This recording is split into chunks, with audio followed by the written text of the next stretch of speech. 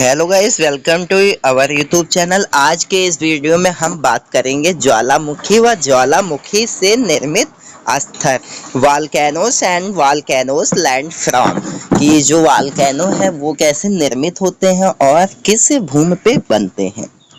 तो देखेंगे ज्वालामुखी वह स्थान है जहां से निकलकर गैसें, राख और तरल चट्टानी पदार्थ लावा पृथ्वी के धरातल तक पहुंचता है। ज्वालामुखी क्या है? यहाँ से गैसें और जितने भी लावा और जितने भी बेफालतू के पदार्थ हैं वो कहाँ तक पहुंच जाते हैं? पृथ्वी के धरातल तक। यदि पदार्थ कुछ समय पहले ही बाहर आया हो या अभी निकल रहा हो तो यह ज्वालामुखी सक्रिय ज्वालामुखी कहलाता है। अगर कोई ये पदार्थ जिनके मैंने नाम लिए वो आ रहे हों या कुछ समय पहले निकले हों तो उसे हम एक्टिव वॉल्केनोस बोलते हैं। तरल चट्टानी पदार्थ दुर्वाता मंडल से निकलकर धरातल तक पर पहुंचता है। जब तक यह पदार्थ मेंटल के ऊपरी भाग में है तब तक यह मैग्मा कहलाता है। जो तरल पदार्थ होता है वो धरातल के ऊपर पहुंचता है और ये भाग जब तक कहाँ पे होता है? मेंटल के ऊपरी भाग में, तब तक ये क्या कहलाता है? मैग्मा कहलाता है। जब यह भूपटल या ऊपर या धरातल पर पहुंचता है तो यह लावा कहलाता है। अब यही जो मैग्मा है भूपटल या धरातल में जब पहुंच जाता है तो लावा कहलाता है। वह पदार्थ जो धरातल पर पहुंचता है उसमें लावा प्रवाह, लावा के जन्मे हुए टुकड़ों का मलबा, ज्वलन खंडसिम, ज्वालामुखी बम, राख धोकर वह गैसें जैसे नाइट्रोजन यौगिक, सल्फर यौगिक और कुछ या मात्रा में क्लोरीन, हाइड्रोजन व आर्गन शामिल होते हैं। तो हमारा जो ज्वालामुखी है वो धूल कण और गैसों का होता है।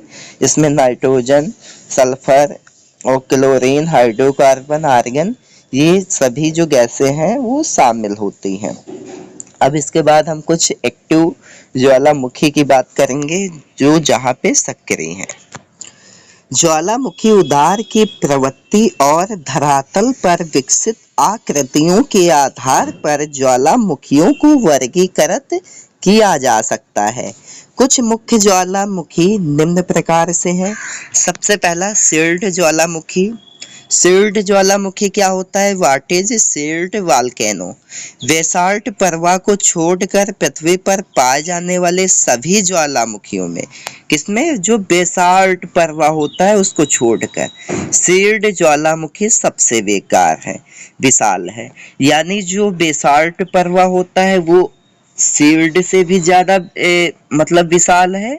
और जो क्या कहते हैं ज्वाल सबसे अन्य में सबसे कौन सा है? वो है शील्ड ज्वालामुखी। हवाई द्वीप के ज्वालामुखी इसके सबसे एग्जाम्पल हैं। जो हवाई द्वीप के ज्वालामुखी हैं वो इस वॉल्केनो के सबसे अच्छे एग्जाम्पल हैं। ये ज्वालामुखी मुख्यतः बेसाल्ट से निर्मित होते हैं। जैसे मैंने आपको बताया बेसाल्ट जो होता है बहुत ही सक्रिय एक्टिव ऑर्गेन्स होता है। तो बेसाल्ट से निर्मित होते हैं जो तरल लावा के ठंडे होने से बनते हैं। जो इनका लावा होता है धरातल से कण और गैसें जो फूटती हैं उनके ठंडे होने से बनते हैं। यह लावा उद्गार के समय बहुत तरल होता है। यह लावा जब निकलता है तो उस समय बहुत ही गर्म होता है जिसकी वजह से ये तरल होता है। इसी कारण इन ज्वालामुखियों का ढाल तीव्र नहीं होता है। जब ये तरल होता है इसी वजह से ये तेज गति से ढलान में नहीं जाते हैं। यदि किसी तरह निकास नलिका से पानी भीतर चला जाए तो ज्वालामुखी विस्फोट भी हो जाते हैं। अगर इसी में पानी भीतर चला जाए तो ये विस्फोट भी हो जाते हैं, अन्यथा कम विस्फोटक होना ही इनकी विशेषता है। इन ज्वालामुखियों से लावा फव्वारे के रूप में बाहर आता है और विकास पर एक शंकु कोन बनाता है जो सिंडर शंकु के रूप में विकसित होता है। किसके रूप में विकसित होता है? सिंडर शंकु के रूप में। उसके बाद हम बात करेंगे मिश्रित ज्वालामुखी की। इन ज्वालामुखियों से बेसाल्ट की अपेक्षा अधिक ठंडे व श्यान लावा उदार होते हैं। मिश्रित ज्वालामुखी क्या है, इसमें बेसाल्ट की अपेक्षा अधिक ठंडे व श्यान होते हैं। प्रायः ये ज्वालामुखी भीषण विस्फोटक होते हैं। अब देखिए जो हमारे मिश्रित ज्वालामुखी हैं वो मतलब एक दूसरे के मिक्सर से बने हुए होते हैं, जिसकी वजह से ये प्रायः विस्फोटक होते हैं। इनसे लावा के साथ भारी मात्रा में ज्वलन खंडासिम यानी ज्वल खंडासिम का मतलब होता है जो जलने योग्य पदार्थ होता है, वह राख भी धरातल पर पहुंचती है। यह पदार्थ निकास नली के आसपास परतों के रूप में जमा हो जाते हैं, जिनके जमाव मिश्रित ज्वालामुखी के रूप में दिखते हैं। तो ये जो पदार्थ होते हैं यही आपस में परतों के रूप में जमा हो जाते हैं, जो मिश्रित ज्वालामुखी कहलाता है। इसमें विस्फोट होने के जो चांस है मिश्रित ज्वालामुखी में वो ज्यादा होते हैं। अब उसके बाद हमारा नेक्स्ट आएगा ज्वालामुखी कुंड। ये पृथ्वी पर पाए जाने वाले सबसे अधिक विस्फोटक ज्वालामुखी हैं। अब जो सबसे अधिक यानी जो सबसे सक्रिय ज्वालामुखी होंगे विस्फोटक में वो कौन से होंगे, ज्वालामुखी कुंड। आमतौर पर ये इतने विस्फोटक होते हैं कि इनमें से विस्फोट होता है तब ये ऊंचा ढांचा बनाने के बजाय नीचे धंस जाते हैं। तो ये जब विस्फोट होते हैं तो ये मतलब ऊपर की तरफ मतलब एक हिसाब से जमीन में होगा तो ऊपर नहीं, ये नीचे की तरफ ही धंस जाते हैं। धंसे हुए विध्वंस गर्त लावा के गिरने से जो गड्ढे बनते हैं उन्हें ही ज्वालामुखी कुंड कहा जाता है। तो ये जो ज्वालामुखी कुंड है ये इसके धंसे हुए भाग से जो क्या कहते हैं होल हो जाता है उसको ही कहते हैं। इनका विस्फोटक रूप बताता है कि इन्हें लावा प्रदान करने वाले मैग्मा के भंडार न केवल विशाल हैं वरन इनके बहुत पास स्थित हैं। इनके द्वारा निर्मित पहाड़ी मिश्रित ज्वालामुखी की प्रतीत होती है। तो जो मैग्मा होते हैं वो बहुत ही ज़्यादा भंडार में होते हैं इनके पास, और इनके बहुत पास स्थित होते हैं, मतलब काफ़ी ज़्यादा नज़दीक, जिसकी वजह से ये पहाड़ी निर्मित ज्वालामुखी की तरह प्रतीत होता है। अब देखिए वेसाल परवा क्षेत्र। तो ये ज्वालामुखी के परवा क्षेत्र थे या टाइप थे, कौन कौन से टाइप के ज्वालामुखी होते हैं। तो ये वाल्केनो अत्यधिक तरल लावा उगलते हैं। तो इनका जो लावा होता है वो काफ़ी ज़्यादा तरल यानी द्रवीकृत होता है, जो बहुत दूर तक निकलता है, जो काफ़ी दूर तक बहता है और निकल जाता है। संसार के कुछ भाग हजारों वर्ग किलोमीटर घने लावा प्रवाह से ढके हैं।